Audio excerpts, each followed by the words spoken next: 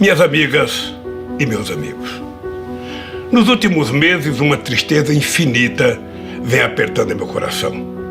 O Brasil está vivendo um dos piores períodos de sua história. Com quase 130 mil mortos e mais de 4 milhões de pessoas contaminadas, despencamos em uma crise sanitária, social, econômica e ambiental nunca vista. Mais de 200 milhões de brasileiros e brasileiras acordam todos os dias sem saber se seus parentes, amigos ou eles próprios estarão saudáveis e vivos à noite. A esmagadora maioria dos mortos pelo coronavírus é de pobres, pretos, pessoas vulneráveis que o Estado abandonou. Na maior e mais rica cidade do país, as mortes pelo Covid-19 são 60% mais altas entre pretos e pardos da periferia, segundo os dados das autoridades sanitárias. Cada um desses mortos que o governo federal trata com desdém tinha nome, sobrenome, endereço, tinha pai, mãe, irmão, filho, marido, esposa e amigos. Dói saber que dezenas de milhares de brasileiros e brasileiras não puderam se despedir de seus entes queridos. Eu sei o que é esta dor. Teria sido possível, sim, evitar tantas mortes. Estamos entregues a um governo que não dá valor à vida e banaliza a morte. Um governo insensível, irresponsável e incompetente, que desrespeitou as normas da Organização Mundial da Saúde e converteu o coronavírus em uma arma de destruição em massa. Os governos que emergiram do golpe congelaram recursos e sucatearam o Sistema Único de Saúde, o SUS, respeitado mundialmente como modelo para outras nações em desenvolvimento. E o colapso só não foi maior ainda graças aos heróis anônimos, as trabalhadoras e os trabalhadores do sistema de saúde. Os recursos que poderiam estar sendo usados para salvar vidas foram destinados a pagar juros ao sistema financeiro. O Conselho Monetário Nacional acaba de anunciar que vai sacar mais de 300 bilhões de reais dos lucros das reservas que nossos governos deixaram. Seria compreensível se essa fortuna fosse destinada a socorrer o trabalhador desempregado ou a manter o auxílio emergencial de R$600 enquanto durar a pandemia. Mas isso não passa pela cabeça dos economistas do governo. Eles já anunciaram que esse dinheiro vai ser usado para pagar os juros da dívida pública. Nas mãos dessa gente, a saúde pública é maltratada em todos os seus aspectos. A substituição da direção do Ministério da Saúde por militares sem experiência médica ou sanitária é apenas a ponta do iceberg. Em uma escalada autoritária, o governo transferiu centenas de militares da ativa e da reserva para a administração federal, inclusive em muitos postos-chave, fazendo lembrar os tempos sombrios da ditadura. O mais grave de tudo isso é que Bolsonaro aproveita o sofrimento coletivo para sorrateiramente cometer um crime de lesa-pátria. Um crime politicamente imprescritível. O maior crime que um governo pode cometer contra o seu país e o seu povo. Abrir mão da soberania nacional. Não foi por acaso que escolhi para falar com você neste 7 de setembro, dia da independência do Brasil, quando celebramos o nascimento do nosso país como nação soberana. Soberania significa independência, autonomia, liberdade. O contrário disso é dependência, servidão e submissão. Ao longo de minha vida, sempre lutei pela liberdade. Liberdade de imprensa, liberdade de opinião, liberdade de manifestação e de organização, liberdade sindical e liberdade de iniciativa. É importante lembrar que não haverá liberdade se o próprio país não for livre. Renunciar à soberania é subordinar o bem-estar e a segurança do nosso povo aos interesses de outros países. A garantia da soberania nacional não se resume à importantíssima missão de resguardar nossas fronteiras terrestres e marítimas e nosso espaço aéreo. Supõe também defender nosso povo, nossas riquezas minerais, cuidar das nossas florestas, dos nossos rios, da nossa água. Na Amazônia, devemos estar presentes com cientistas, antropólogos e pesquisadores dedicados a estudar a fauna e a flora e a empregar esse conhecimento na farmacologia, na nutrição e em todos os campos da ciência, respeitando a cultura e a organização social dos povos indígenas. O governo atual subordina o Brasil aos Estados Unidos de forma humilhante e submete nossos soldados e nossos diplomatas a situações vexatórias e ainda ameaça envolver o nosso país em aventuras militares contra os nossos vizinhos, contrariando a própria Constituição para atender aos interesses econômicos e estratégicos militares norte-americanos. A submissão do Brasil aos interesses militares de Washington foi escancarada pelo próprio presidente ao nomear um oficial general das Forças Armadas Brasileiras para servir no Comando Militar Sul dos Estados Unidos, sob as ordens de um oficial americano. Em outro atentado à soberania nacional, o atual governo assinou com os Estados Unidos um acordo que coloca a base aeroespacial de Alcântara sob o controle de funcionários norte-americanos e que priva o Brasil de acesso à tecnologia mesmo de terceiros países. Quem quiser saber os verdadeiros objetivos do governo não precisa consultar manuais secretos da ABIN ou do Serviço de Inteligência do Exército. A resposta está todos os dias no Diário Oficial, em cada ato, em cada decisão, em cada iniciativa do presidente e de seus assessores, banqueiros e especuladores que ele chamou para dirigir nossa economia. Instituições centenárias, como o Banco do Brasil, a Caixa Econômica Federal e o BNDES, que se confundem com a história do desenvolvimento do país, estão sendo esquartejadas e fatiadas ou simplesmente vendidas a preço vil. Bancos públicos não foram criados para enriquecer famílias. Eles são instrumento do progresso, financiam a casa do pobre, a agricultura familiar, as obras de saneamento e a infraestrutura essencial ao desenvolvimento. Se olharmos para o setor energético, veremos uma política de terra arrasada igualmente predadora. Depois de colocar à venda por valores ridículos as reservas do pré-sal, o governo desmantela a Petrobras. Venderam a distribuidora e os gasodutos foram alienados. As refinarias estão sendo esquartejadas. Quando só restarem os cacos, chegarão as grandes multinacionais para arrematar o que tiver sobrado de uma empresa estratégica para a soberania do Brasil. Meia dúzia de multinacionais ameaçam a renda de centenas de bilhões de reais do petróleo e do pré-sal, recursos que constituiriam um fundo soberano para financiar uma revolução educacional e científica. A Embraer, um dos maiores trunfos do nosso desenvolvimento tecnológico, só escapou da sanha entreguista em função das dificuldades da empresa que iria adquiri-la. A Boeing, profundamente ligada ao complexo industrial militar dos Estados Unidos. O desmanche não termina aí. O furor privatista do governo pretende vender na Bacia das Almas a maior empresa de geração de energia da América Latina, a Eletrobras, uma gigante com 164 usinas, 2 delas termonucleares, responsável por quase 40% da energia consumida no Brasil. A demolição das universidades, da educação e o desmonte das instituições de apoio à ciência e tecnologia, promovido pelo governo, são ameaça real e concreta à nossa soberania.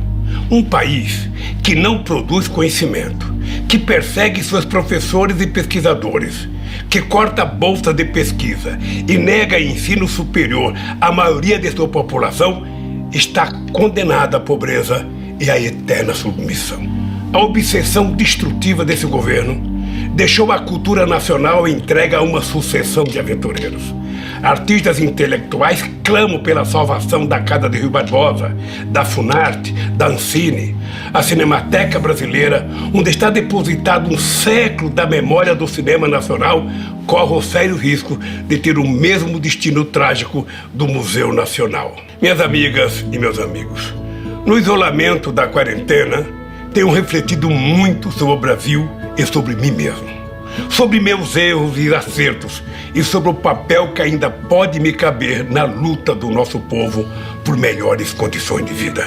Decidi me concentrar ao lado de vocês na reconstrução do Brasil como nação independente, com instituições democráticas, sem privilégios oligárquicos e autoritários, um verdadeiro Estado democrático de direito, com fundamento na soberania popular. Uma nação votada para a igualdade e o pluralismo. Uma nação inserida numa nova ordem internacional, baseada no multilateralismo, na cooperação e na democracia, integrada na América do Sul e solidária com outras nações em desenvolvimento. O Brasil que quero reconstruir com vocês é uma nação comprometida com a libertação do nosso povo, dos trabalhadores e dos excluídos. Dentro de um mês, vou fazer 75 anos. Olhando para trás, só posso agradecer a Deus, que foi muito generoso comigo. Tenho que agradecer a minha mãe, Dona Lindu, por ter feito de um pau de arara sem diploma um trabalhador orgulhoso, que um dia viraria presidente da República, por ter feito de mim um homem sem rancor e sem ódio. Eu sou o menino que desmentiu a lógica, que saiu do porão social e chegou ao andar de cima sem pedir permissão a ninguém, só ao povo.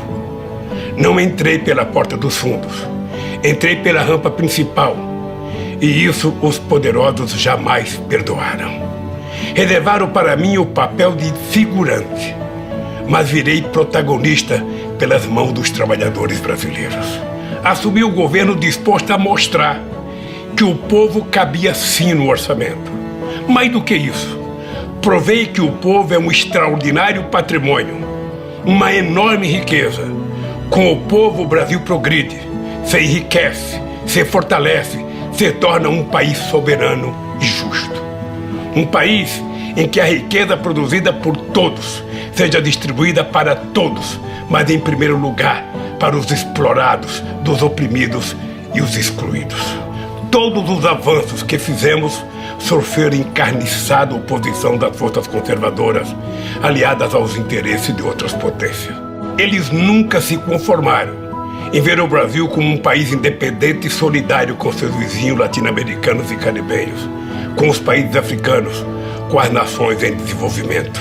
É aí, nessas conquistas dos trabalhadores, nesse progresso dos pobres, no fim da subserviência, é aí que está a raiz do golpe de 2016. Aí está a raiz dos processos armados contra mim, da minha prisão ilegal e da proibição da minha candidatura em 2018.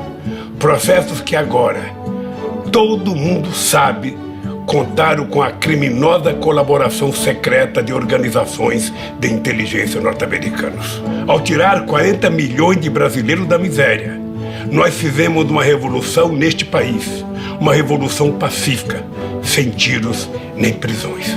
Ao ver que esse processo de ascensão social dos pobres iria continuar, que a afirmação da nossa soberania não iria ter volta, os que se julgam donos do Brasil, aqui dentro e lá fora, resolveram dar um basta. Nasce aí o apoio dado pelas elites conservadoras a Bolsonaro. Aceitaram como natural sua fuga dos debates, derramaram rio de dinheiro nas indústrias das fake news, fecharam os olhos para seu passado aterrador, fingiram ignorar seu discurso em defesa da tortura e a apologia pública que ele fez do estupro. As eleições de 2018 jogaram o Brasil em um pesadelo que parece não ter fim. Com a ascensão de Bolsonaro, milicianos, atravessadores de negócios e matadores de aluguel saíram das páginas policiais e aparecem nas colunas políticas. Como nos filmes de terror, as oligarquias brasileiras pariram um monstrengo que agora não consegue controlar, mas que continuarão a sustentar enquanto seus interesses estiverem sendo atendidos. Um dado escandaloso ilustra essa conivência. Nos 4 primeiros meses da pandemia, 40 bilionários brasileiros aumentaram suas fortunas em 170 bilhões de reais. Enquanto isso, A massa salarial dos empregados caiu 15% em um ano, o maior tombo já registrado pelo IBGE. Para impedir que os trabalhadores possam se defender dessa pilhagem, o governo asfixia os sindicatos, enfraquece as centrais sindicais e ameaça fechar as portas da Justiça do Trabalho. Querem quebrar a coluna vertebral do movimento sindical, o que nem a ditadura conseguiu. Violentar a Constituição de 88. Repudiaram as práticas democráticas, implantaram um autoritarismo obscurantista que destruiu as conquistas sociais alcançadas em décadas de lutas. Abandonaram uma política externa altiva e ativa, em favor de uma submissão vergonhosa e humilhante. Este é o verdadeiro e ameaçador retrato do Brasil de hoje. Tamanha calamidade terá que ser enfrentada com um novo contrato social que defenda os direitos e a renda do povo trabalhador. Minhas amigas e meus amigos, minha longa vida, aí incluídos os quase 2 anos que passei em uma prisão injusta e ilegal, me ensinou muito. Mas tudo que fui, tudo que aprendi, cabe num grão de milho se essa experiência não for colocada a serviço dos trabalhadores. É inaceitável que 10% da população viva às custas da miséria de 90% do povo. Jamais haverá crescimento e paz social em nosso país, enquanto a riqueza produzida por todos for parar nas contas bancárias de meia dúzia de privilegiados. Jamais haverá crescimento e paz social se as políticas públicas das instituições não tratarem com equidade a todos os brasileiros. É inaceitável que os trabalhadores brasileiros continuem sofrendo os impactos perversos da desigualdade social. Não podemos admitir que nossa juventude negra tenha suas vidas marcadas por uma violência que beira genocídio. Desde que vi, naquele terrível vídeo, os 8 minutos e 43 segundos de agonia de George Floyd, não paro de me perguntar: quantos George Floyd nós tivemos no Brasil? Quantos brasileiros perderam a vida por não serem brancos? Vidas negras importam, sim, mas isso vale para o mundo. Vale para os Estados Unidos e vale também para o Brasil. É intolerável que nações indígenas tenham suas terras invadidas e saqueadas e suas culturas destruídas. O Brasil que queremos é o do Marechal Rondon e dos irmãos Vilas Boas, não o dos grileiros e dos devastadores de florestas. Temos um governo que quer matar as mais belas virtudes do nosso povo, como a generosidade, o amor, a paz e a tolerância. O povo não quer comprar revólveres, nem cartucho de carabina. O povo quer comprar comida. Temos que combater com firmeza a violência impune contra as mulheres. Não podemos aceitar que um ser humano seja estigmatizado por seu gênero. Repudiamos o escárnio público com os quilombolas. Condenamos o preconceito que trata como seres inferiores, pobres, que vivem nas periferias das grandes cidades. Até quando conviveremos com tanta discriminação, tanta intolerância e tanto ódio? Meus amigos e minhas amigas, para reconstruirmos o Brasil pós-pandemia, precisamos de um novo contrato social entre todos os brasileiros. Um contrato social que garanta a todos o direito de viver em paz e harmonia, em que todos tenham a mesma possibilidade de crescer, onde nossa economia esteja a serviço de todos e não de uma pequena minoria, no qual sejam respeitados nossos tesouros naturais, como a Amazônia, o Cerrado, o Pantanal, a Amazônia Azul e a Mata Atlântica. Alicerce desse contrato social tem que ser o símbolo e a base do regime democrático, o voto. É através do exercício do voto, livre de manipulações e fake news, que devem ser formados os governos e ser feitas as grandes escolhas e as opções fundamentais da sociedade. Através dessa reconstrução, lastreada no voto, teremos um Brasil democrático, soberano, respeitador dos direitos humanos e das diferenças de opinião, protetor do meio ambiente e das minorias e defensor de sua própria soberania. Um Brasil de todos para todos. Se estivermos unidos em torno disso, poderemos superar esse momento dramático. O essencial hoje é vencer a pandemia, defender a vida e a saúde do povo. É pôr fim a esse desgoverno e acabar com o teto de gastos que deixa o Estado brasileiro de joelhos diante do capital financeiro nacional e internacional. Nessa empreitada árdua, mas essencial, eu me coloco à disposição do povo brasileiro, especialmente dos trabalhadores e dos excluídos. Minhas amigas e meus amigos, queremos um Brasil em que haja trabalho para todos. Estamos falando de construir um estado de bem-estar social que promova a igualdade de direitos, em que a riqueza produzida pelo trabalho coletivo seja devolvida à população segundo a necessidade de cada um. Um Estado justo, igualitário e independente, que dê oportunidade para os trabalhadores, os mais pobres e os excluídos. Esse Brasil dos nossos sonhos pode estar mais próximo do que aparenta. Até os profetas de Wall Street e da City de Londres já decretaram que o capitalismo, tal como o mundo conhece, está com seus dias contados. Levaram séculos para descobrir uma verdade inquestionável que os pobres conhecem desde que nasceram. O que sustenta o capitalismo não é o capital, somos nós, os trabalhadores.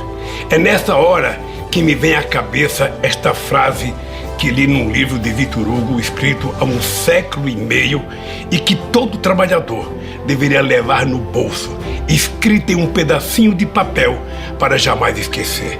É do inferno dos pobres que é feito o paraíso dos ricos. Nenhuma solução, porém, terá sentido sem o povo trabalhador como protagonista. Assim como a maioria dos brasileiros não acredito e não aceito os chamados pactos pelo alto com as elites. Quem vive do próprio trabalho não quer pagar a conta dos acertos políticos feitos no andar de cima. Por isso, quero reafirmar algumas certezas pessoais. Não apoio, não aceito e não subscrevo qualquer solução que não tenha participação efetiva dos trabalhadores. Não contem comigo para qualquer acordo em que o povo seja mero coadjuvante. Mais do que nunca, estou convencido de que a luta pela igualdade social passa sim por um processo que obriga os ricos a pagar impostos proporcionais às suas rendas e às suas fortunas. E esse Brasil, minhas amigas e meus amigos, está ao alcance das nossas mãos. Posso afirmar isso olhando nos olhos de cada uma e de cada um de vocês. Nós provamos ao mundo que o sonho de um país justo e soberano pode sim se tornar realidade. Eu sei, vocês sabem, que podemos de novo fazer do Brasil o país dos nossos sonhos. E dizer do fundo do meu coração, estou aqui, vamos juntos reconstruir o Brasil. Ainda temos um longo caminho a percorrer juntos. Fiquem firmes, porque juntos nós somos fortes. Viveremos e venceremos.